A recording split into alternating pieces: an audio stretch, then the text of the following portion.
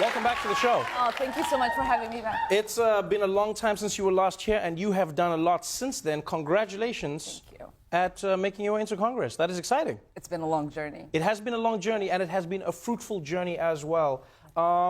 People love throwing the firsts at you. Do you ever get tired of having to be the first of everything? People go first refugee, first Somali woman, first woman of color to represent Minnesota. It's just like first. Sometimes people just add extra firsts that are not real. First woman named Ilhan to be in Congress. Yes. Right. But you are a trailblazer. I mean, just the hijab alone is something that fundamentally changed what Congress was. There was a ban on the hijab for, I think it was over 100 years, apparently.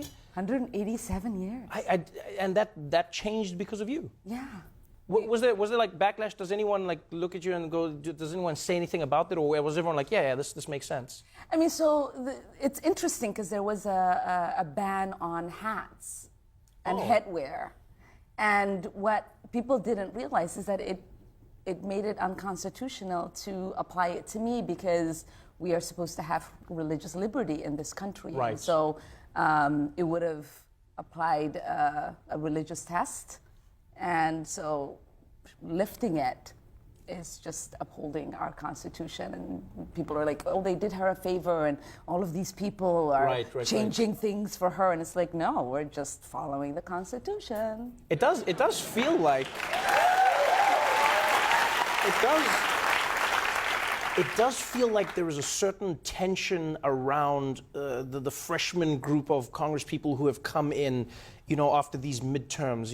You feel a lot of the old guard, especially on the right, terrified of the group. It's yourself, it's Ocasio-Cortez, it's Rashida Tlaib. Like, you have these people where everyone's just going like, they're troublemakers, they're here to cause chaos. Are you there to cause chaos? I mean, they could hear us coming from afar, and I really believe it. All of us were ready and are still ready to throw down on behalf of the American people. We're ready to throw down and make sure that we're taking care of health care once and for all, and that we're making sure to get rid of for-profit prisons, and that we're going to cancel out student debt and free young people from, the shackles of debt. Wow. And so Trump and the Republicans could see us coming, and so they shut down the government. And it ended up being this really interestingly, bizarrely scripted scene from the House of Cards. Yes.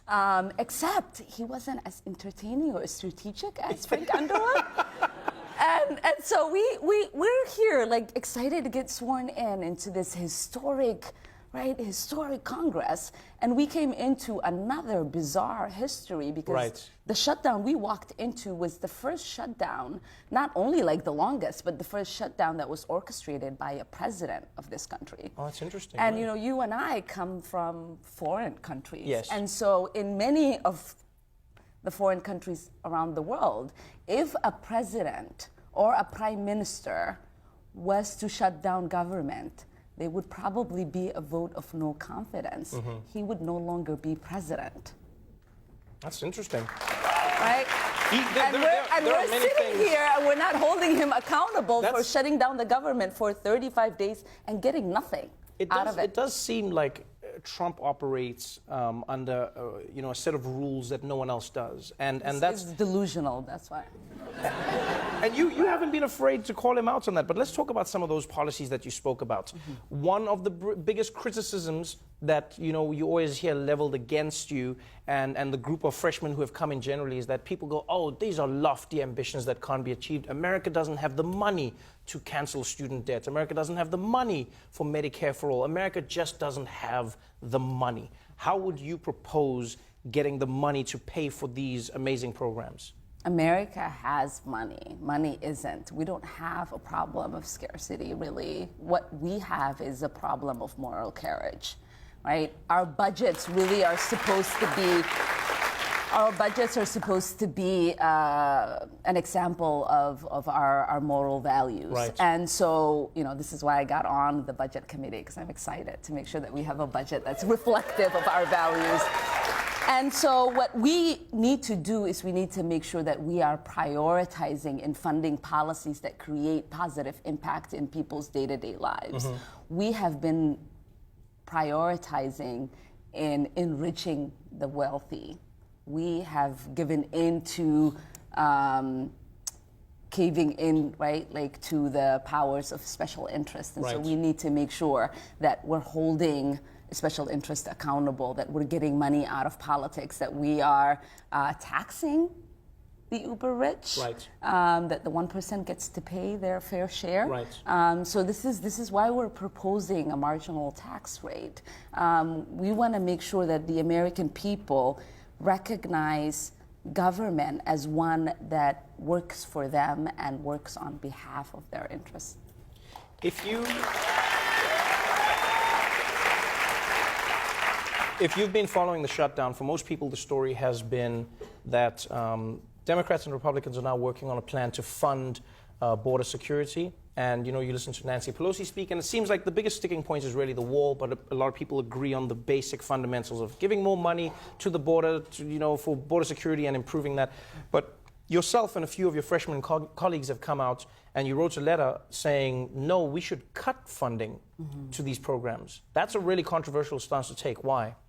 I mean, because what we have been doing is that we've just had slush funds to fund private detention centers for young kids who are being put in cages.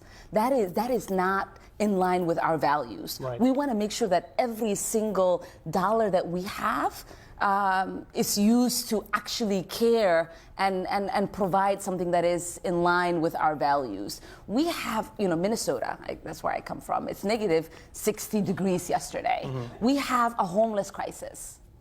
We have people who are freezing. And what we can do with the money that we have is make sure that we're investing $20 billion in providing homes to our homeless folks. Right. That would get rid of homelessness in this country. What we can do is that we can stop the constant increase of our defense budget.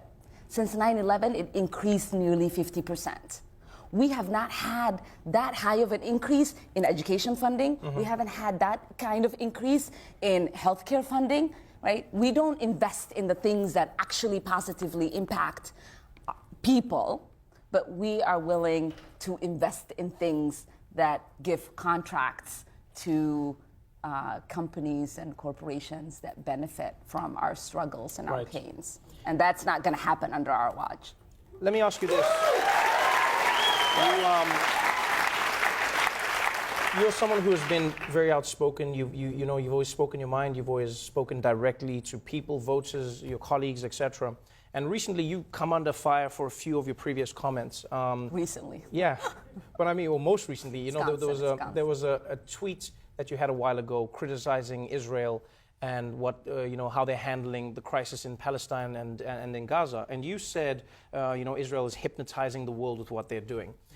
You apologized after that what you said was really interesting to me in the apology. You said, I apologize for focusing on the semantic argument and clarifying my comments. Mm-hmm. But I apologize for not making people understand that I was completely not trying to be anti-Semitic and not standing up and fighting against that anti-Semitism. Because, I mean, people who may not know, but the idea of Jewish people hypnotizing anyone is part of the stigma that led to many of them, the Holocaust and many of the hate crimes against them. You apologize for that, but you've still stood fast with your criticism of Israel. You still criticize people that you don't agree with. How do you find that balance between criticizing people and then also not looking like you are condemning mass groups of people as opposed to governments? Yeah, I was going to say, with that tweet, what I finally realized is the realization that I hope that people come to when we're having a conversation about white privilege. Right. People would be like, I grew up in a poor neighborhood. I can't be privileged. Right. Can you stop saying that? I haven't benefited from my whiteness. And it's like, no, we're talking about systematic, right? Right. And so for me, that happened for me. I was like, do not call me that. That's not what I was doing. Right. And it was like, oh, I see what you're saying now. And so I had to take a deep breath and understand where people were coming from and what point they were trying to make. Interesting.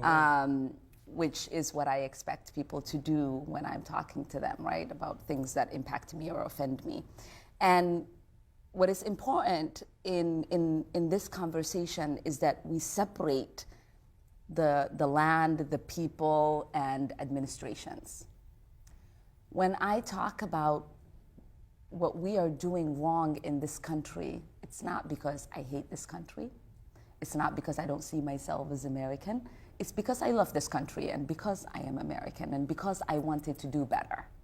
And so when I talk about places like Saudi Arabia or Israel or even now with Venezuela, I'm not criticizing the people. I'm not criticizing their faith. I'm not criticizing their way of life. What I am criticizing is what's happening at the moment. And I want for there to be accountability so that the government, that administration, that regime can do better, because I believe that we all deserve better, and the human collective requires us to speak up when we see something wrong.